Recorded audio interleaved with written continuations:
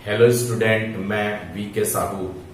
मैं आज आपको बताऊंगा कि एक साझेदार जब रिटायर होता है तो रिटायरमेंट के केस में वो किस प्रकार से लाभ हानि समायोजन खाता बनाता है, किस प्रकार से वो साझेदारों का पूंजी खाता बनाता है और किस प्रकार से वो उन जो लाभ हानि समायोजन खाता बनाया है और साझेदार का पूंजी खाता बनाया है उस माध्यम से वो किस प्रकार से साझेदार का अवकाश ग्रहण पर पंजी प्रविष्टि की जाती है।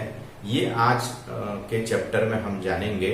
ये आज के प्रश्न में हम सीखेंगे कि किस प्रकार से पंजी प्रविष्टि भी अवकाश ग्रहण करने की दशा में की जाती है। हम एक क्रियात्मक प्रश्न के माध्यम से जानते हैं। एक क्रियात्मक प्रश्न ले रहे हैं। देखिए यहाँ पर एक क्रियात्मक प्रश्न है।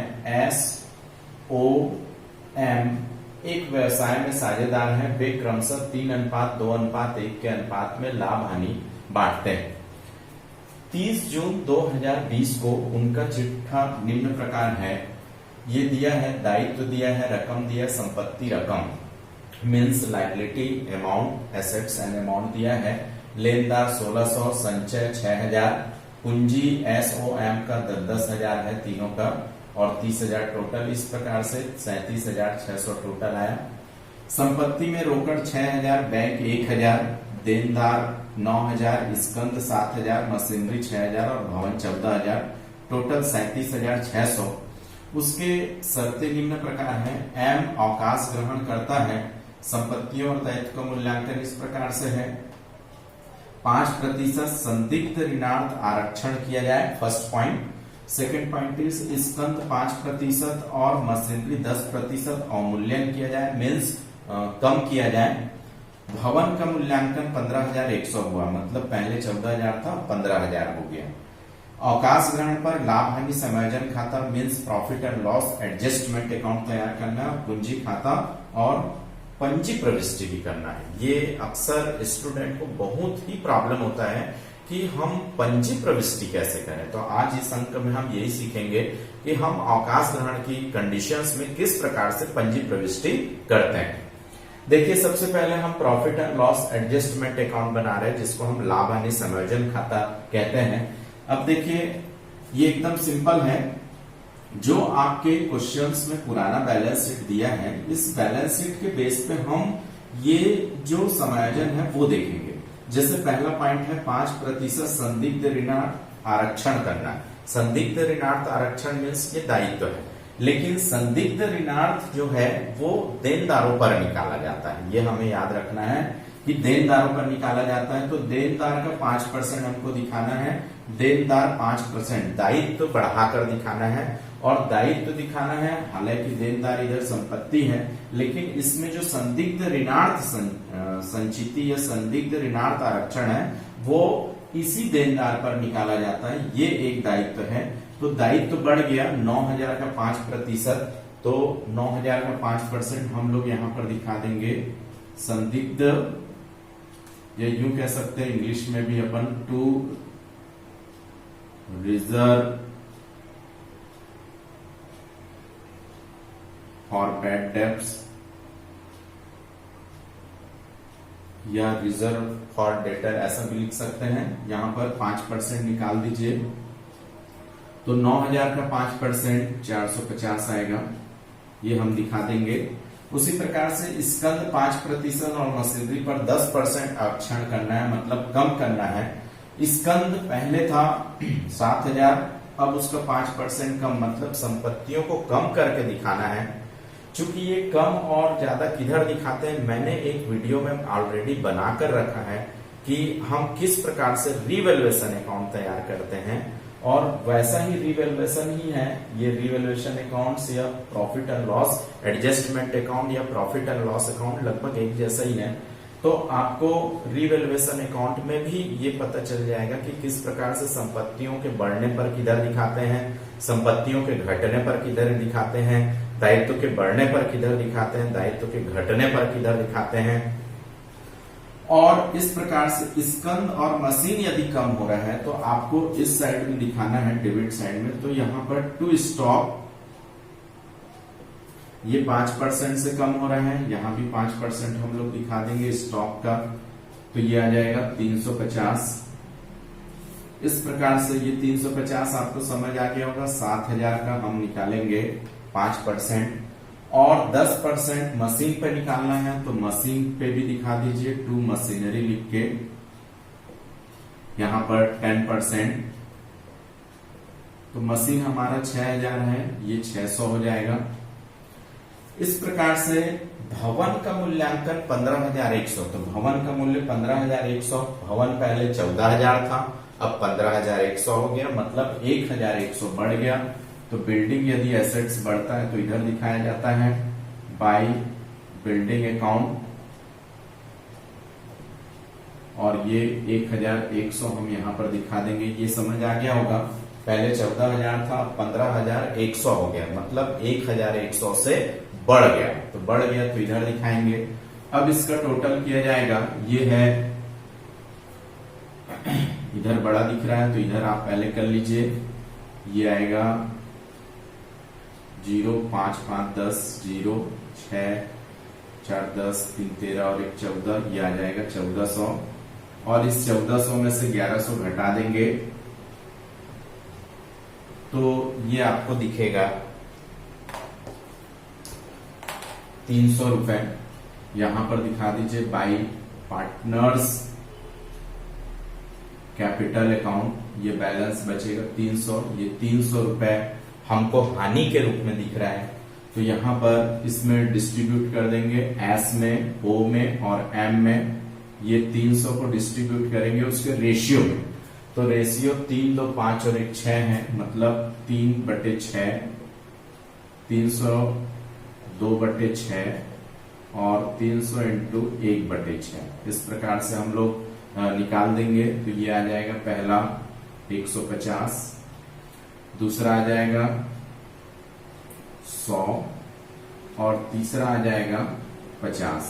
इस प्रकार से हम लोग ये जो साझेदारों से हानि दिख रही है, लाभ हानि खाते में हानि दिख रही है, ये हम दिखा देंगे। इसके बाद हम पार्टनर्स कैपिटल तैयार करेंगे। इस पार्टनर कैपिटल मतलब साझेदारों का पूंजी खाता तैयार करना। अब जब साझेदार का पूंजी खाता तैयार करेंगे तो मैंने फॉर्मेट यहां पर बना लिया है, पर्टिकुलर SOM। सबसे पहले यहां पर हम लोग बैलेंस लिखेंगे, जो पार्टनर ने, साझेदार ने जो भी कैपिटल के रूप में लाया है वो हम लिख देंगे पहले 10,000, इस प्रकार से दिखा देंगे तीनों में।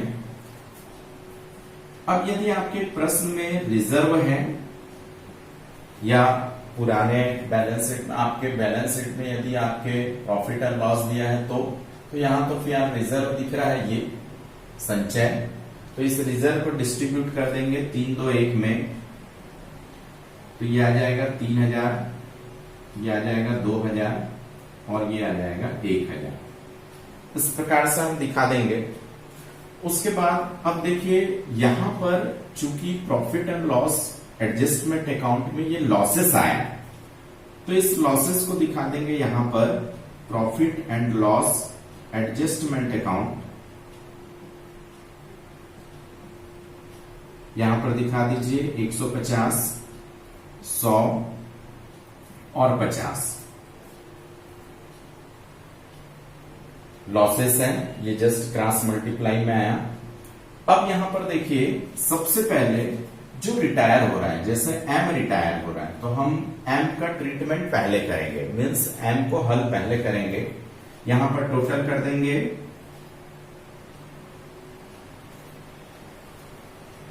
एम का टोटल करेंगे पहले 11000, और चूंकि यहां पर थोड़ा सा ध्यान देना है, 11000 तो नहीं है, यहां पर 50 है, तो इस 11000 में 50 माइनस करेंगे तो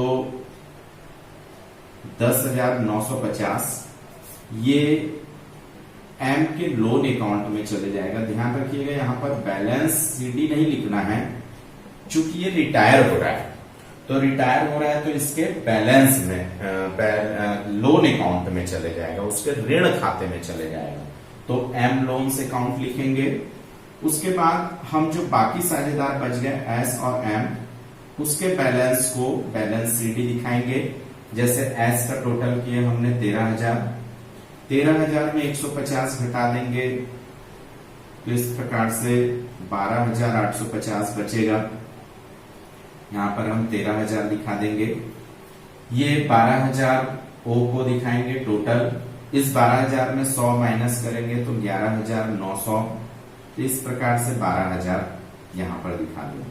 ये एक सिंपल तरीका है। बस आपको यहां पर ध्यान देना है, पार्टनर्स कैपिटल अकाउंट तो लगभग एक जैसा ही बनता है, लेकिन आपको ध्यान देना है यहाँ पर जो रिटायर हो रहा है, जो भी रिटायरमेंट का बैलेंस बचेगा उसको आपको लोन अकाउंट में दिखाना है। मतलब एम रिटायर हो रहा है तो एम के loan account, AIIMS loan account करके आप दिखाएंगे ये। अब हम इसी हल के माध्यम से सीखेंगे कि हम पंजी प्रविष्टि, ये अक्सर स्टूडेंट को कंफ्यूजन होता है कि हम पंजी प्रविष्टि कैसे करें। तो हम पंजी प्रविष्टि देखिए, यहां पर मैं पंजी प्रविष्टि हल करके आपको केवल सुनाऊंगा, आप खुद अपने आप सीख जाएंगे कि किस प्रकार से इसकी पंजी प्रविष्टि की जाती है। देखिए, सबसे पहले हम जनरल एंट्री लिखेंगे। उस जनरल एंट्री में फर्स्ट पॉइंट हम यहां से लिख सकते हैं, जैसे 2.2 में दिख रहा है तो profit and loss adjustment account debit to reserve for bad debts account, to stock account, to machinery account, ऐसा करके दिखा सकते हैं। 450 मतलब डेबिट में आपको profit and loss account profit and loss adjustment account दिखाना पड़ेगा, और इसी के अगेंस्ट में हम to reserve for bad debts दिखा देंगे, टू स्टॉक दिखाएंगे, टू मशीनरी दिखाएंगे। 450, 350 और 600।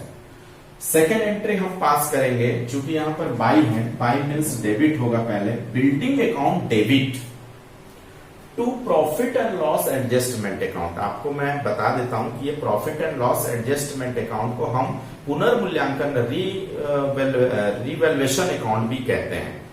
आप profit and loss adjustment account भी कह सकते हैं, रिवैल्यूएशन अकाउंट भी कह सकते हैं, प्रॉफिट एंड लॉस भी कह सकते हैं, profit and loss distribution account भी कह सकते हैं। ऐसे बहुत सारे नाम दिए गए हैं इसके। तो building account debit to profit and loss adjustment account second entry हो जाएगी। थर्ड एंट्री हम पास करेंगे जो लॉसेस है, S capital account debit, O's capital account debit, M's capital account debit to profit and loss adjustment account. 150, 100 और 50 से हम दिखा देंगे। फिर अगली एंट्री हम पास करेंगे इस रिजर्व की। चौथी एंट्री रिजर्व अकाउंट डेबिट, ये जनरल रिजर्व लिखा रहेगा तो आप जनरल रिजर्व भी कर सकते हैं। Reserve account debit to S capital account, to O's capital account, to M's capital account. इस प्रकार से दिखा देंगे 3,000, 2,000 और 1,000 को। फिर अगली एंट्री हम पास करेंगे इस लोन का। ध्यान रखिएगा, ये बैलेंस की कोई एंट्री पास नहीं होगी आपकी। प्रॉफिट एंड लॉस एडजस्टमेंट की एंट्री आपने पास कर चुके हैं, तो ये डबल नहीं करना है आपको। फिर एम लोन अकाउंट की करेंगे, मीन्स पार्टनर्स कैपिटल अकाउंट की जगह यहां पर एम बस में बैलेंस है तो M's capital account debit to M's loan account करके करेंगे। ध्यान रखिएगा, फिर इस बैलेंस की कोई एंट्री आपको पास नहीं करनी है। इस प्रकार से हम जनरल एंट्री भी खुद से बना सकते हैं। यहां पर जो हमने बनाया है इसी के माध्यम से हम पंजी प्रविष्टि बहुत ही आसान तरीके से कर सकते हैं, सीख सकते हैं। तो ये आपको काफी इजी मेथड में समझ आ गया होगा। आप इसका और भी प्रैक्टिस कर सकते हैं। और यदि प्रॉफिट एंड लॉस एडजस्टमेंट बनाना जिन बच्चों को अभी तक नहीं आ रहा है, वो एक रिवैल्यूएशन का वीडियो मैंने बनाया है, वहां पर आप समझ सकते हैं कि किसको किस संपत्तियों को कम करना है, किन संपत्तियों को ज्यादा करना है, किस प्रकार से उनको डेबिट करना है, किस प्रकार से क्रेडिट करना है, किन दायित्वों को कम और ज्यादा डेबिट और क्रेडिट करना है। ये सारा चीज वहां पर आप और भी अच्छे तरीके से समझ सकते हैं। तो आशा है ये वीडियो आपको काफी पसंद आया होगा। और ये वीडियो यदि आपको पसंद आया है तो इसे लाइक करिए, शेयर करिए, कमेंट करिए और सब्सक्राइब करिए। Thank you.